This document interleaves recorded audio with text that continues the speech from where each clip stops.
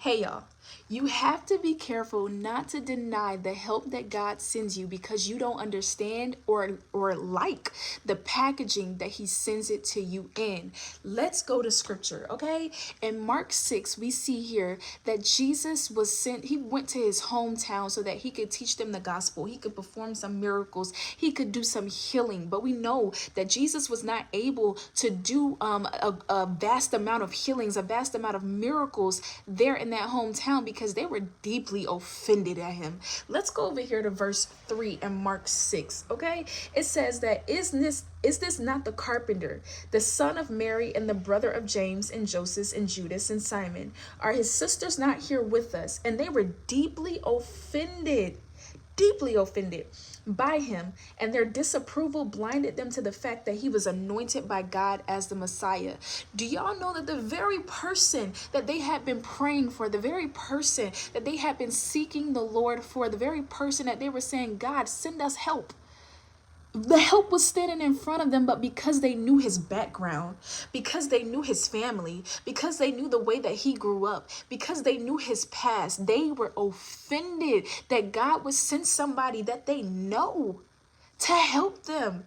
I want this to be encouragement for anybody that God has sent to your family, maybe God has sent to whoever, to your hometown. Let this be encouragement. People will look down on you because they feel like you should have stayed in the same position that they are in.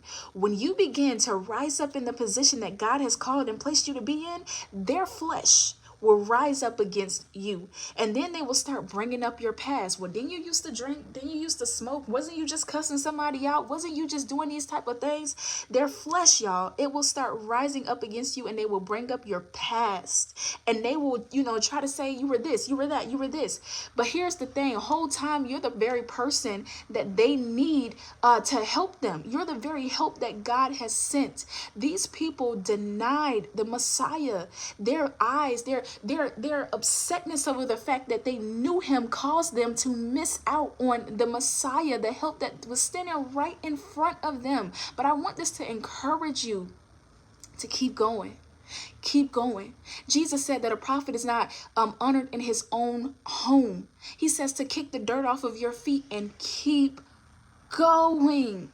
Just because somebody brings up your past, y'all, you know what God did for you on today. When Saul was a Christian murderer, God changed and transformed him in 3 days, and now we know him as the great apostle.